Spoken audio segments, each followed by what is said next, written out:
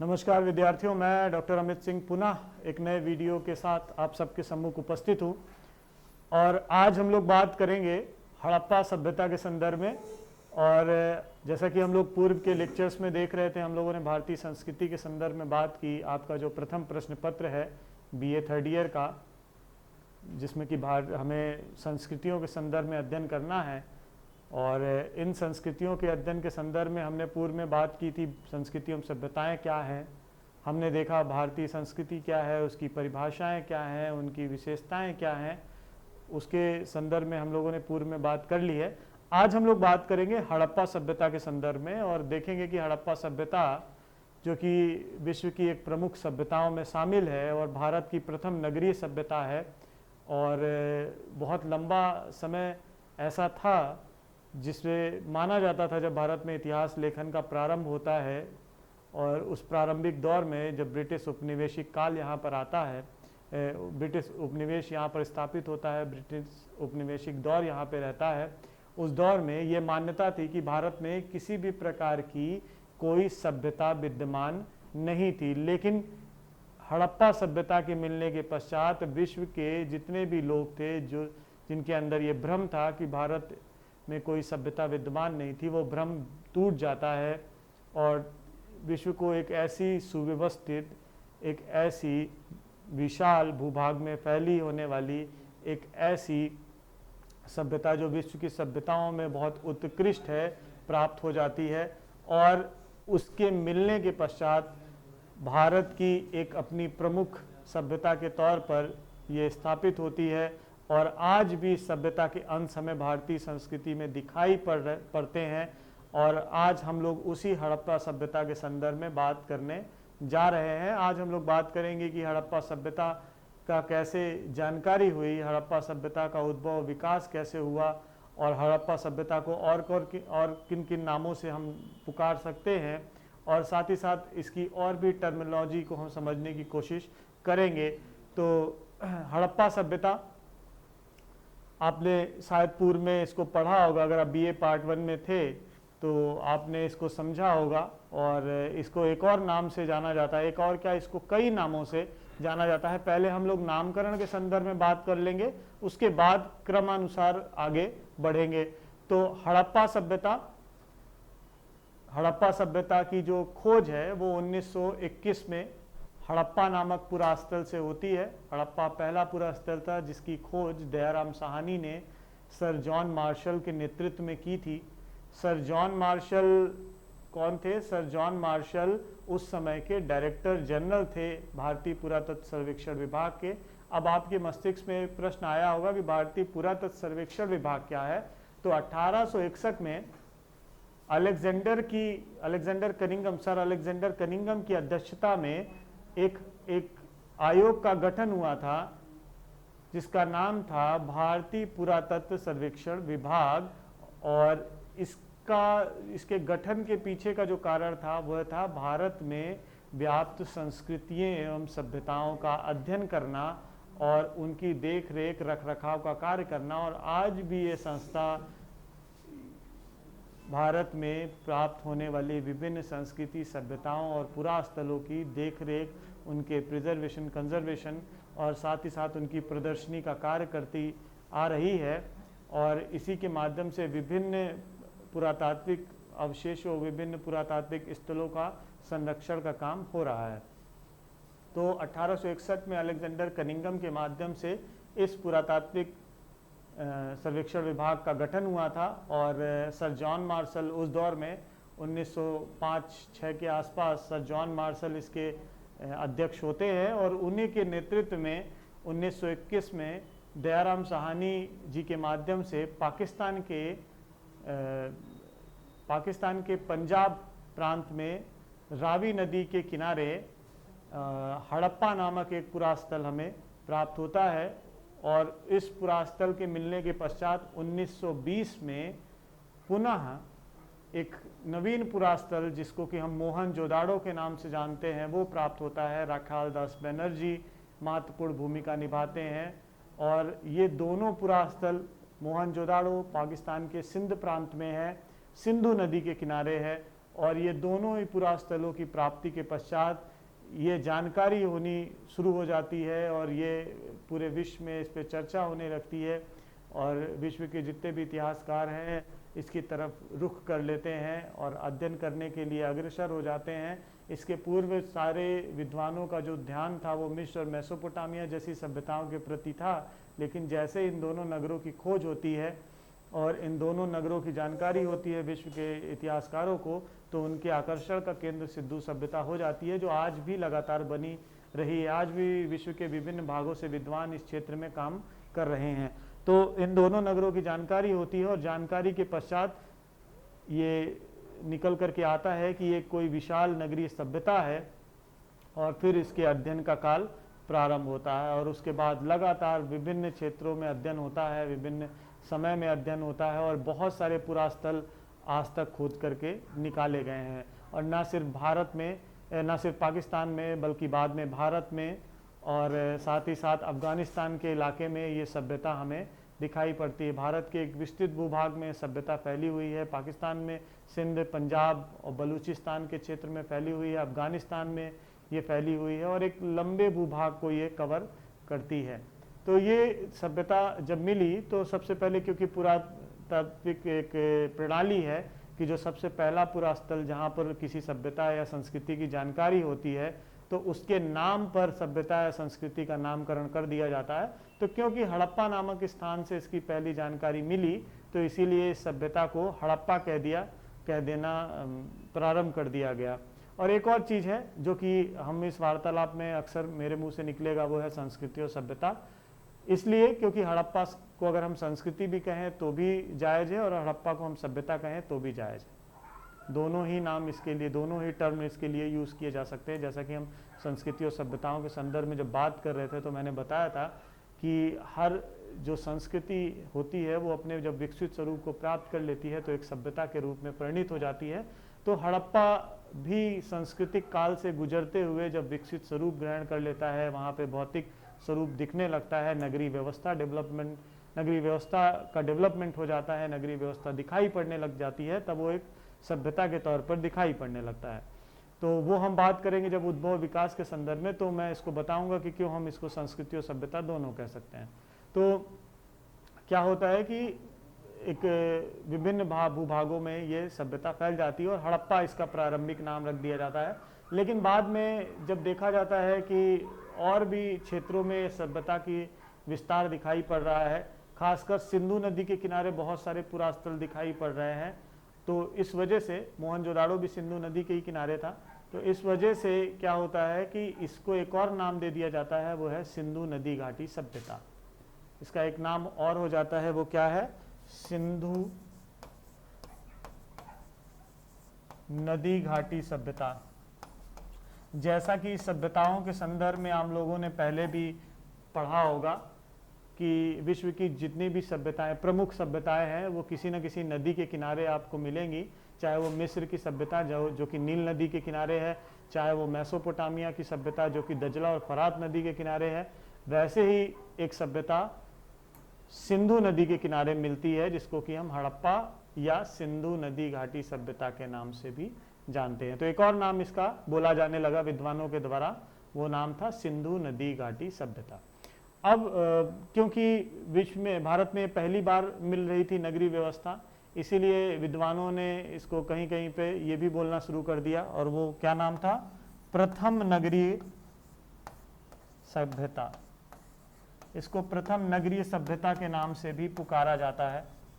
और साथ ही साथ एक और चीज़ है इसके संदर्भ में, वो ये कि ये एक ऐसे काल में हमें दिखाई पड़ती है जहाँ पर लिपि का ज्ञान हो जाता है। जब हम लोग इतिहास के विभाजन को देख रहे थे, तो इतिहास के विभाजन को जब हम देखते हैं, खासकर स्रोतों के आधार पर, अध्ययन स्रोतों के आधार पर, तो हमने बताया था कि इतिहास मुख्यतः अध्ययन स्रोतों के आधार पर 3 भागों में बटा हुआ दिखाई पड़ता है। पहला इतिहास है प्रागैतिहास, जिसको कि हम इंग्लिश में प्री हिस्ट्री के नाम से जानते हैं, और ये मानव जीवन का एक ऐसा ऐतिहासिक काल है जहाँ पर हमें किसी भी प्रकार के लिखित साक्ष्य मौजूद नहीं होते। कोई ऐसे साक्ष्य नहीं है जिसके माध्यम से, लिखित साक्ष्य नहीं है, अर्थात मानव लिखना और पढ़ना नहीं जान रहा था। वो संकेतों के माध्यम से या बोलचाल के माध्यम से एक दूसरे के संपर्क में था और लिखने पढ़ने की कोई भी जानकारी नहीं मिलती। तो ऐसे पूरे काल की जो जानकारी हमें मिलती है वो मिलती है पुरातात्विक साक्ष्यों के आधार पर, और ये पूरा ज्ञान मानव जीवन का उस काल का पुरातात्विक साक्ष्यों के आधार पर ही गढ़ा जाता है। तो ऐसे काल को हम प्रागैतिहासिक या प्रीहिस्ट्री के तौर पे देखते हैं। उसके बाद जो दूसरा विभाजन इतिहास का दिखाई पड़ता है उसको हम प्रागैतिहास काल या इंग्लिश में प्रोटो हिस्ट्री कहते हैं, और आद्य ऐतिहासिक काल या इंग्लिश में प्रोटो हिस्ट्री कहते हैं। अब आद्य ऐतिहासिक काल क्यों कहा गया?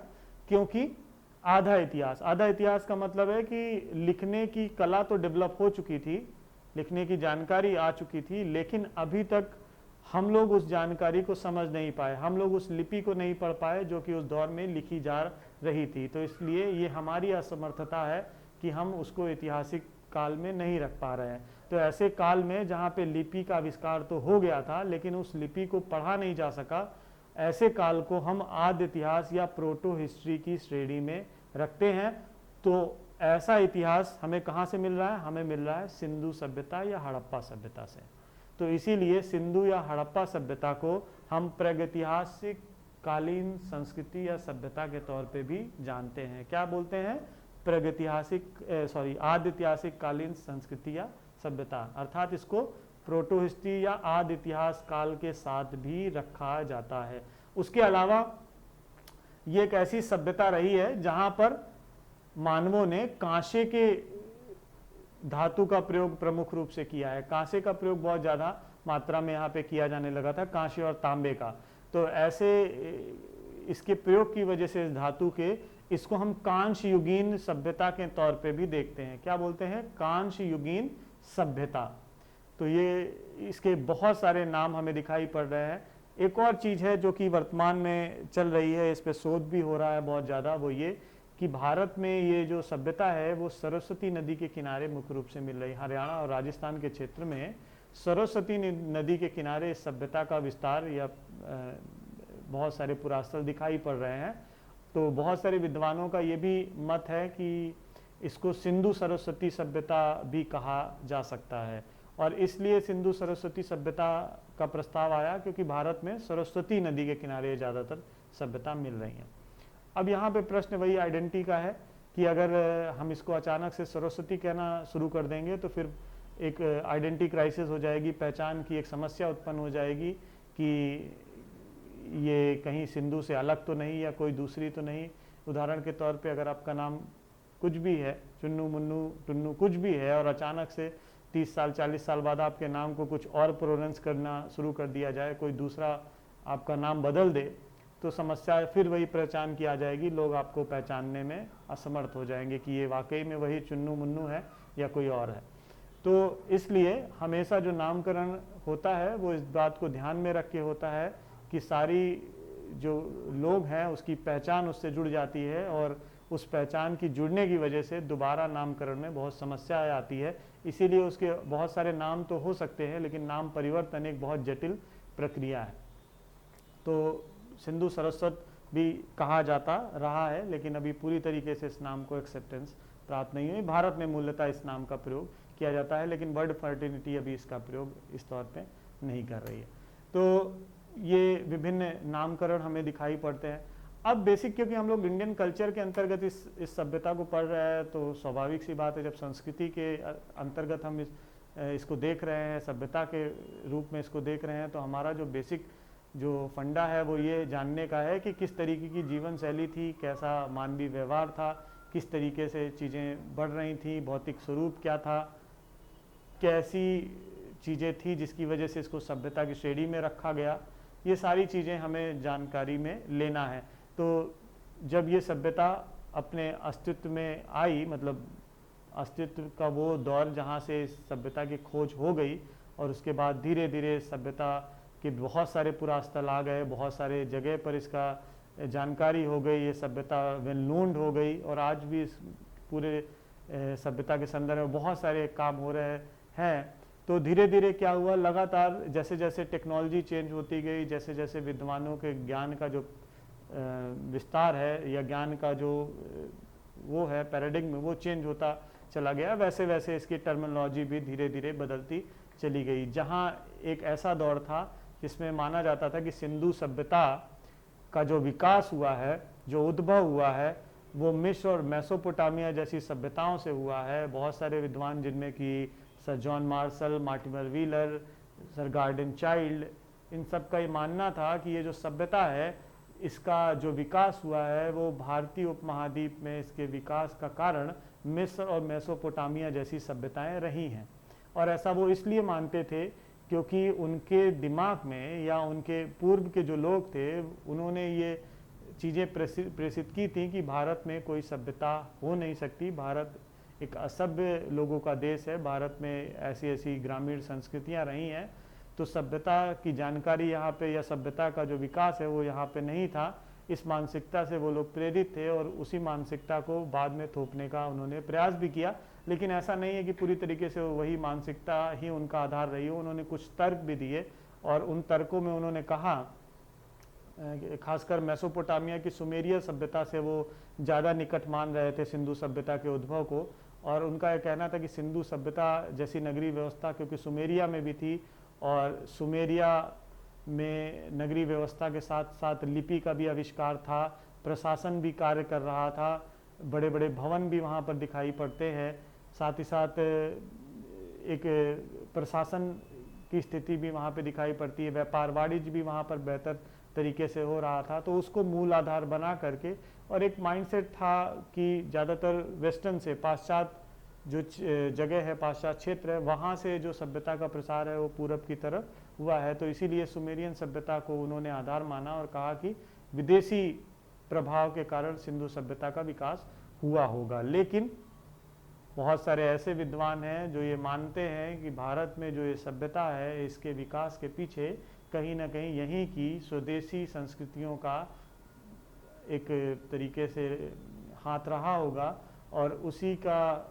परिणाम है कि इन्हीं ग्रामीण संस्कृतियों ने धीरे धीरे एक सभ्यता को जन्म दे दिया। बहुत सारे इतिहासकार जिनमें कि स्टुअर्ट पिगेट हैं, माधव स्वरूप वत्स हैं और बाद में पाकिस्तान में एक बहुत प्रसिद्ध पुरातत्वविद हैं रफ़ीक मुगल, उनका ये मानना था कि भारत में ये जो सभ्यता है सिंधु सभ्यता, इसका विकास भारतीय उपमहाद्वीप में रह रही ग्रामीण संस्कृतियाँ, खासकर ताम्रपाषाणकालीन संस्कृतियाँ। ताम्रपाषाणकालीन संस्कृतियों के बारे में भी बता दूं कि आदि ऐतिहासिक काल में जहाँ पे कांस्य काल आ जाता है, तांबा आ जाता है, तांबा धातु का मानव प्रयोग करने लगता है, तांबे के साथ साथ पत्थर का भी प्रयोग कर रहा होता है, ऐसे दौर को हम ताम्रपाषाणकालीन संस्कृतियों के साथ देखते हैं।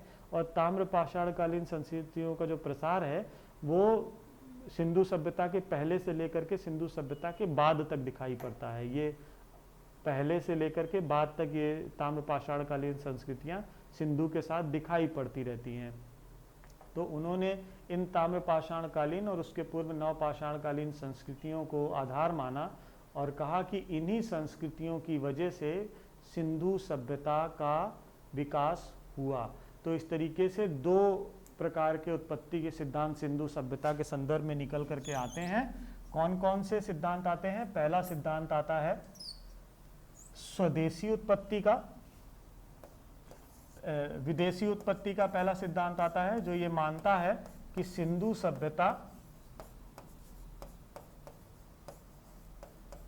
सभ्यता का जो विकास या उद्भव हुआ है वो मिस्र और मेसोपोटामिया जैसी सभ्यताओं से हुआ है। मिस्र एवं मेसोपोटामिया जैसी सभ्यताएं। मिस्र में एक सभ्यता थी जिसे हम मिस्र की सभ्यता के नाम से जानते हैं, और इराक में जो प्राचीन इराक था वहाँ दजला फरात नदियाँ थी, उन दजला फरात नदी की घाटी में मेसोपोटामिया सभ्यता का क्षेत्र था वो, और वहाँ पर मेसोपोटामिया में एक सभ्यता थी सुमेरियन। तो ज़्यादातर जो इतिहासकार है प्रारंभिक दौर के वो ऐसा मानते थे, खासकर जॉन मार्शल,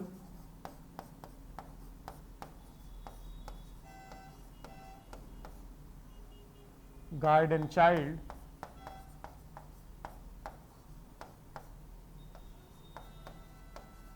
और सर मार्टिमर व्हीलर।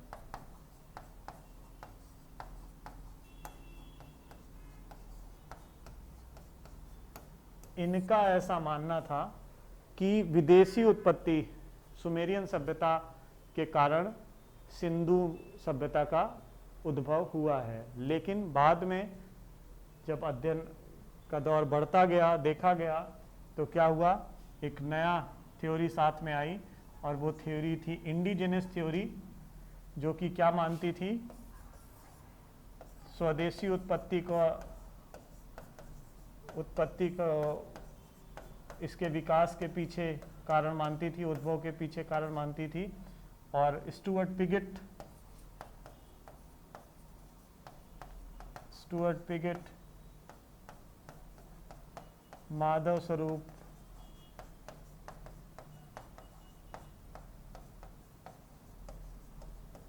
वत्स, के.एन. दीक्षित,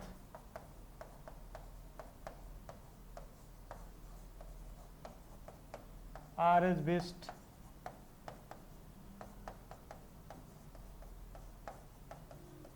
और पाकिस्तान के रफीक मुगल,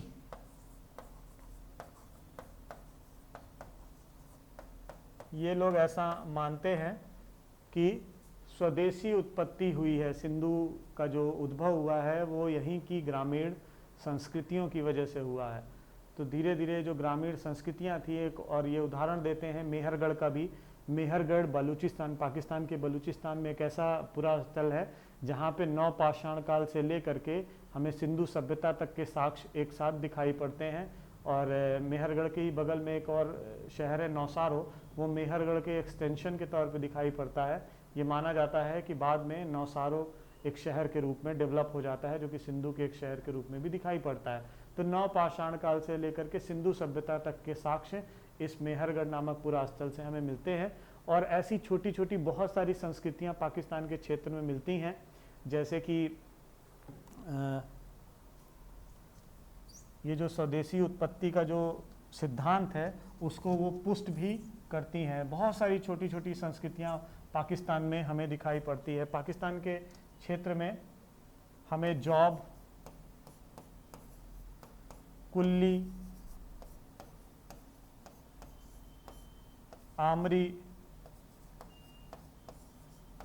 आमरी नाल, क्वेटा, कोट दीजी,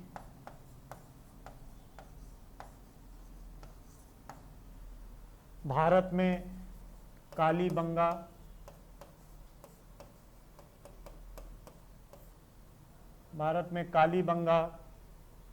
राखीगढ़ी,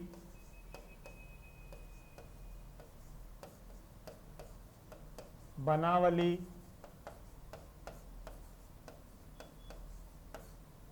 हाँ इसमें एक और हम जोड़ सकते हैं हड़प्पा भी। हड़प्पा में भी प्रारंभिक साक्ष्य मिलते हैं। तो बहुत सारे ऐसे प्रारंभिक संस्कृतियाँ जो कि हमें इस पूरे क्षेत्र से दिखाई पड़ती हैं, भारत के और पाकिस्तान के, जो कि एक आधार प्रस्तुत करती हैं इस बात का कि भारत में इन्हीं ग्रामीण संस्कृतियों, भारतीय उपमहाद्वीप में इन्हीं ग्रामीण संस्कृतियों के माध्यम से हमें सिंधु जैसी विशाल सभ्यता का उद्भव दिखाई पड़ता है। इसके पीछे एक और कारण था, वो माना गया था शुरू में जब अध्ययन हो रहा था तो दो तरीके के बर्तन बताए जा रहे थे। एक थे लाल रंग के बर्तन और दूसरे पांडु रंग के बर्तन। तो ये कहा गया कि लाल और पांडु रंग के बर्तन जो थे, इन्हीं बर्तनों को बनाने की दो अलग अलग संस्कृतियां थी, जहां लाल रंग के बर्तन जॉब में मिल रहे थे और पांडु रंग के बर्तन इन संस्कृतियों में दिखाई पड़ते थे। तो दो अलग अलग लाल और पांडु रंग के बर्तनों की संस्कृति देखी गई और कहा गया कि ये सब प्राक हड़प्पा की संस्कृतियां हैं। तो इसी आधार पर हड़प्पा के कई नामकरण भी हुए, हड़प्पा के कई स्टेजेस भी हमें, कई काल भी हमें दिखाई पड़ते हैं, उसको अलग अलग बताया गया। पहले क्या था, पहले माना गया इन्हीं संस्कृतियों की वजह से प्राक हड़प्पा, फिर दूसरा विकसित हड़प्पा,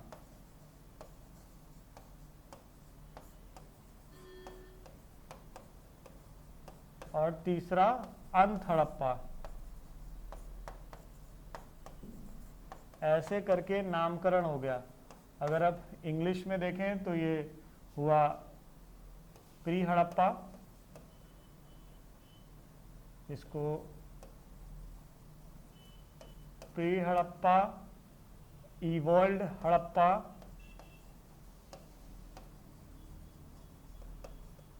और फिर लेट हड़प्पा। इन्हीं ग्रामीण संस्कृतियों के आधार पर हड़प्पा को 3 भागों में, 3 कालों में बांट दिया गया। प्राक हड़प्पा, विकसित हड़प्पा और अंत हड़प्पा, ऐसे डिवाइडेशन हो गया। ये कहा जाने लगा कि ये जो पाक हड़प्पाई संस्कृतियां थी, जो कि ये थी जॉब, कुल्ली, आमरीनाल, कोयटा, कुडीजी, हड़प्पा, इन सब जगह पर एक ऐसी ग्रामीण संस्कृतियां थी जिन्होंने धीरे धीरे इस सभ्यता के विकास में महत्वपूर्ण भूमिका निभाई। तो ऐसी जितनी भी संस्कृतियां थी सबको प्राक हड़प्पाई संस्कृतियों में शामिल कर दिया गया और ये कहा गया कि हड़प्पा में 3 ये डिवीज़न है और वो डिवीज़न है प्री हड़प्पा, फिर उसके बाद धीरे धीरे जब विकास हो गया, नगरीय अवस्था आ गई, वो संस्कृतियां सभ्यता में परिवर्तित हो गई, तो बन गया इवॉल्व्ड हड़प्पा, जिसको हम विकसित हड़प्पा या हड़प्पा सभ्यता मूल रूप से कह सकते हैं। उसके बाद फिर अंतिम में क्या हुआ कि धीरे धीरे डेट्रेशन हुआ, सभ्यता अपने हाश या पतन के दौर पे गई और फिर डिसइंटीग्रेशन हो गया, पुनः विखंडन हो गया और विखंडन के पश्चात सभ्यता फिर से ग्रामीण स्थिति में लौट गई। उसको अंत हड़प्पा या लेट हड़प्पा नाम दे दिया गया। तो ये 3 स्टेजेस बताई गई। लेकिन बाद में पाकिस्तान के एक बहुत प्रसिद्ध पुरातत्वविद हैं रफीक मुगल, उन्होंने कोडीजी नामक पुरास्थल का अध्ययन किया और इस टर्मिनोलॉजी को उन्होंने समाप्त करने का काम किया। जो ये टर्मिनोलॉजी डेवलप हो गई थी प्री हड़प्पा, प्राक हड़प्पा या अंत हड़प्पा की, उसको समाप्त करने का कार्य किया किसने? रफीक मुगल ने। और रफीक मुगल ने क्या कहा कि ये जो ग्रामीण संस्कृतियां थीं, ये ग्रामीण संस्कृतियों ने ही क्योंकि सिंधु सभ्यता के उद्भव में महत्वपूर्ण भूमिका निभाई, तो इन ग्रामीण संस्कृतियों को कैसे हम सिंधु से अलग मान सकते हैं? क्योंकि जब हम किसी चीज में प्री लगा देते हैं तो प्री लगाने का अर्थ या प्राक लगाने का अर्थ हो जाता है उसके पहले की।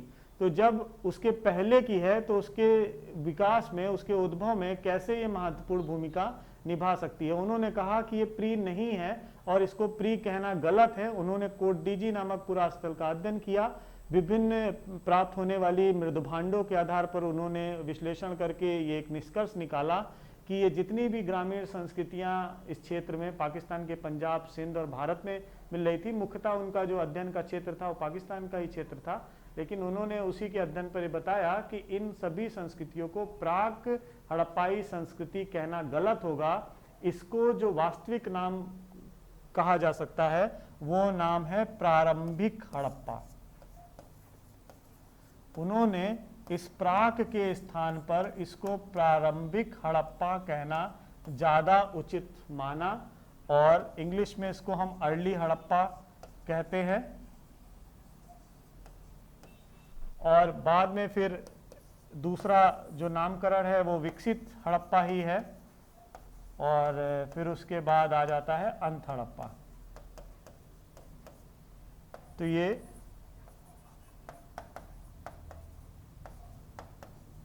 अंत हड़प्पा, तो ये बेसिकली फिर इन्होंने रफीक मुगल ने ये बात कही कि प्रारंभिक हड़प्पा होना चाहिए प्राक के स्थान पे, तो ये प्रारंभिक हड़प्पा के तौर पर इसको जाना जाने लगा और ये वर्तमान में भी इसी टर्मिनोलॉजी को ज़्यादातर प्रयोग में लाया जा रहा है। लेकिन एक और विद्वान थे पास्कल महोदय, उन्होंने बहुत ज़्यादा काम किया हड़प्पा के क्षेत्र में और इस हड़प्पाई क्षेत्र में काम करने के पश्चात उन्होंने भी कई स्टेजेस बताई हड़प्पा सभ्यता की और उद्भव के भी कई स्टेज उन्होंने बताया और उनके बताने का जो आधार था स्टेजेस को, उनका आधार था शहरीकरण।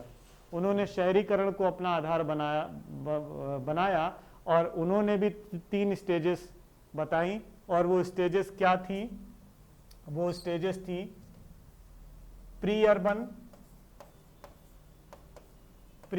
स्टेज। प्री अर्बन का मतलब है कि शहरीकरण की पूर्व की अवस्था। दूसरा है अर्बन, अर्बन मतलब शहरीकरण का की स्थिति, अर्बनाइजेशन मतलब, और तीसरा है पोस्ट अर्बन। तो उन्होंने क्या बताया? उन्होंने बताया प्री अर्बन, अर्बन और पोस्ट अर्बन। ये पास्कल महोदय का कहना था और उन्होंने इसका आधार बनाया शहरीकरण को, कि पहले शहर नहीं थे, गांव थे, फिर शहर आए और बाद में फिर स्थिति खराब हुई और उसके बाद शहर से पुनः उसी अवस्था में ग्रामीण, उसी क्षेत्र में शहरों के विघटन के पश्चात, सभ्यता के पतन के पश्चात ग्रामीण संस्कृतियां पुनः दिखाई पड़ने लगती है। तो दो तरीके के जो सिद्धांत थे, विदेशी उत्पत्ति के और स्वदेशी उत्पत्ति के, तो विभिन्न विद्वानों ने इनका अध्ययन करने के बाद अब वर्तमान में जो अध्ययन का केंद्र है वो पूरी तरीके से स्वदेशी उत्पत्ति पर टिका हुआ है और ज़्यादातर अब इतिहासकार इस बात को मानने लगे हैं, पुरातत्वविद इस बात को मानने लगे हैं कि सिंधु सभ्यता या हड़प्पा सभ्यता जैसी विशाल सभ्यता का जो विकास या उद्भव हुआ है वो कहीं ना कहीं इन छोटी छोटी ग्रामीण संस्कृतियों के माध्यम से हुआ है। और कैसे हुआ है इसके संदर्भ में अब हम लोग अगले लेक्चर्स के माध्यम से जानकारी लेंगे और आशा करता हूं कि आपको एक बेहतर जानकारी के साथ मैं इस प्लेटफॉर्म के माध्यम से आप सबके सम्मुख उपस्थित हो रहा हूं।